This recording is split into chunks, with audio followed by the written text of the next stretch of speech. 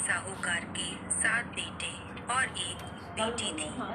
सभी सातों भाई अपनी बहन से बहुत प्यार करते थे, यहाँ तक कि वे पहले उसे खाना खिलाते और बाद में खुद खाते थे। एक बार उनकी बहन ससुराल से मायके आई हुई थी। कार्तिक मास की कृष्ण पक्ष की चतुर्थी तिथि को साहूकार की सभी बहुओं, पत्नी और बेटी ने करवा चौथ का व्रत रखा। शाम को भाई जब अपनी अपनी दुकान बंद करके आए तो उन्होंने देखा कि उनकी बहन बहुत व्याकुल थी। सभी भाई खाना खाने बैठे और अपनी बहन से भी खाना खाने का आग्रह करने लगे, लेकिन बहन ने कहा कि उसका आज करवा चौथ का निर्जल व्रत है और वह चांद को देखकर उसे अर्घ देकर ही भोजन कर सकती है। साहूकार के बेटे अपनी बहन से बहुत प्यार करते थे, लेकिन चांद अभी तक नहीं निकला था, इसलिए वह भूख प्यास से व्याकुल हो उठी थी। उसके भाइयों को अपनी बहन की यह दशा देखी न गई और वे नगर के पास एक पीपल के पेड़ पर एक दीपक जलाकर जलने की ओट में रख देते हैं। दूर से देखने पर वह ऐसा लग रहा था जैसे चतुर्थी का चांद ही निकल आया हो। तब उसके भाई घर पहुंचे और उन्होंने अपनी बहन को कहा कि देखो बहन, चांद निकल आया है, अब तुम उसे अर्घ देने के बाद भोजन कर सकती हो। बहन खुशी के मारे भाभी से कहने लगी कि भाभी, चांद निकल आया है, चलो चांद को अर्घ देकर भोजन कर लो। इस बात पर वे बोली कि अभी तो आपका चांद निकला है, हमारा चांद निकलने में तो अभी थोड़ा समय बाकी है। भूख से व्याकुल वो चांद को अर्घ देकर भोजन करने बैठ गई। जैसे ही पहला निवाला वो मुंह में डालती है तो उसे छींक आ जाती है।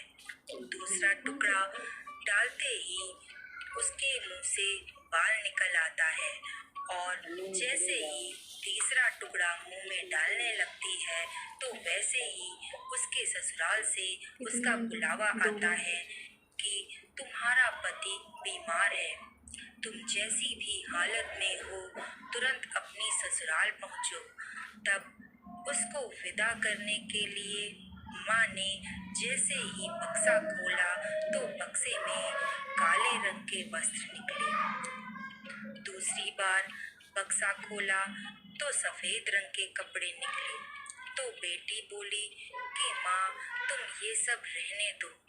तब माँ घबरा कर बेटी से बोली कि रास्ते में तुम्हें कोई भी छोटा बड़ा मिले उसके पैर छूती जाना, और जो कोई तुमको सदा सुहागन रहने का आशीर्वाद दे तो वहीं अपनी साड़ी का पल्लू में गांठ बांध लेना।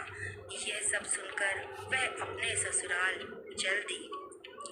रास्ते में जो कोई उसे मिला वह उसके पांव छूती गई। सबने सुखी रहो, खुश रहो, ससुराल का सुख भोगो, यही आशीर्वाद दिया, लेकिन सदा सुहागन होने का आशीर्वाद कोई नहीं देता है। तभी वह ससुराल पहुंच जाती है और वहां अपनी छोटी ननद को खेलते हुए देखती है। जब वो उसके पास पहुंची तो उसने अपनी ननद के पैर छुए और तब उसने आशीर्वाद दिया कि सदा सुहागन रहो, पुत्रवती भव। यह आशीर्वाद सुनकर वह जल्दी से अपनी साड़ी का पल्लू में गांठ बांध लेती है। जब वह अपने घर के अंदर गई तो उसने देखा कि उसका पति वहां मरा हुआ लेटा है और उसे ले जाने की तैयारी हो रही है। वह बहुत रोई, बहुत चिल्लाई। जैसे ही लोग उसके पति को ले जाने लगे वैसे ही वह चिल्लाकर बोली कि मैं अपने पति को कहीं नहीं ले जाने दूंगी। जब उनमें से कोई नहीं माना तब उसने कहा कि ठीक है, मैं भी साथ चलूंगी। सभी के समझाने पर जब वह नहीं मानी तो सबने कहा कि ठीक है, ले चलो इसे भी। जब उसके पति को जलाने का समय आया तो वह बोली कि इन्हें मैं नहीं जलाने दूंगी। तब सभी बोले कि पहले अपने पति को खा गई, अब उसकी मिट्टी भी खराब कर रही है। पर वह नहीं मानी। तब गांव के सभी लोगों ने यह निर्णय लिया कि इसको और इसकी मिट्टी को यहीं रहने दो। इसके लिए यहीं एक झोपड़ी बनवा दो। वह वहां अपने पति के साथ उस झोपड़ी में रहने लगी। वह वहां अपने पति की साफ सफाई करती और दिन भर इस झोपड़ी में रहती। उसकी ननद रोज 2 बार उसके लिए भोजन लेकर आती। वह हर करवा चौथ को व्रत रखती और चांद को अर्घ देती और जोत देखती। फिर चांद माता आती और उससे कहती, करवोले, भाइयों की प्यारी बहन करवोले, घड़ी बुखारी करवोले। तो वह चौथ माता से अपने पति के प्राण मांगती। तब चौथ माता कहती कि जब हमसे बड़ी चौथ आएंगी तब उसे अपने पति के प्राण मांगना। ऐसा करते करते सभी चौथ आ गई और सभी यह कहकर चली गई।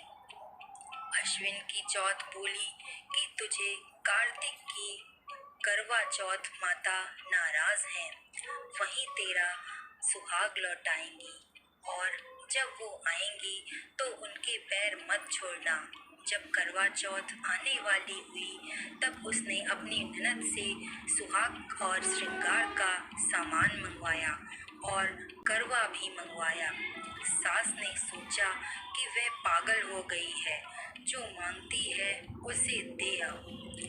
साहूकार की बेटी ने करवा चौथ का व्रत किया।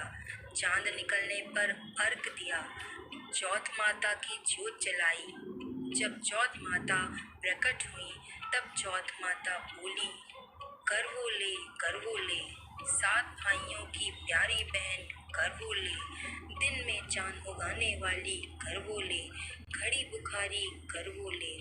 तब उसने माता का पैर पकड़ लिया और उसने माता से कहा कि माता, मेरा सुहाग वापस कर दो। तब करवा माता बोली कि तू तो बहुत भूखी है रे, 7 भाइयों की प्यारी बहन है, तुझे सुहाग से क्या मतलब। तब वह बोली कि नहीं माता नहीं, जब तक आप मेरा सुहाग नहीं वापस करती तब तक मैं आपका पैर नहीं छोड़ूंगी। तब चौथ माता ने उससे सुहाग का सारा सामान मांगा। तब उसने माता को एक एक करके 16 श्रृंगार का सारा सामान दे दिया। चौथ माता ने अपनी आंखों से काजल निकाला, मांग से सिंदूर निकाला और नाखूनों से मेहंदी निकाली और चिटकी उंगली का छींटा दिया और उसका पति जीवित हो गया।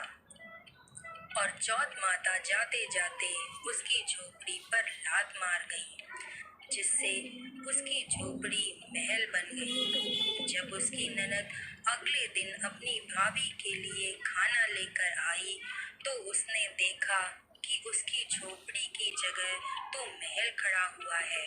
वह ननद को देखते हुए उसके पास दौड़ी दौड़ी आई और उससे बोली कि देखो, तुम्हारा भाई वापस आ गया है। जाओ और जाकर सासू जी से कहो कि गाजे बाजे के साथ वो हमारे पास आए। ननद दौड़ी दौड़ी माँ के पास गई और उसने माँ से कहा कि माँ, भाई जिंदा हो गया है। उसकी माँ ने कहा कि अपनी भाभी के साथ तेरा भी दिमाग खराब हो गया है। तब वो अपनी माँ से बोली कि नहीं माँ, मैंने अपनी आँखों से भाई को जिंदा देखा है। भाभी ने गाजे बाजे के साथ आप सबको बुलाया है। गाजे बाजे के साथ सभी घर वाले अपने बेटे को लेने पहुँचे।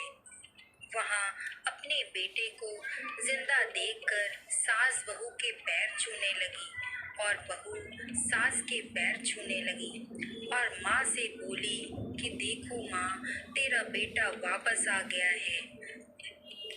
सास बोली कि मैंने तो साल भर पहले ही इसे अपने घर से वापस भेज दिया था।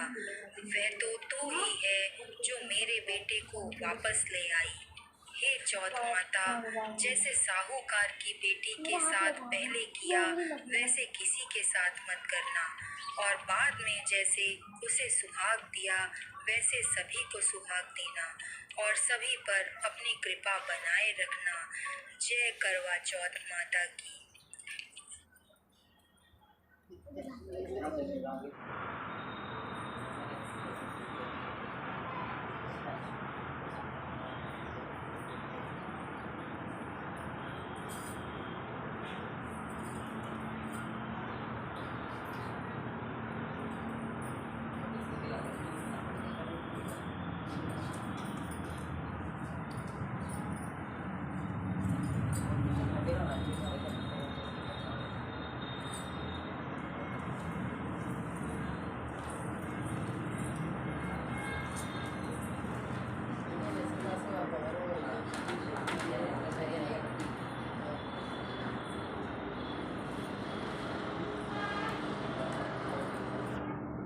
Atas gua, kalau udah jadi, dia pecah pun gitu, kan, terima kasih.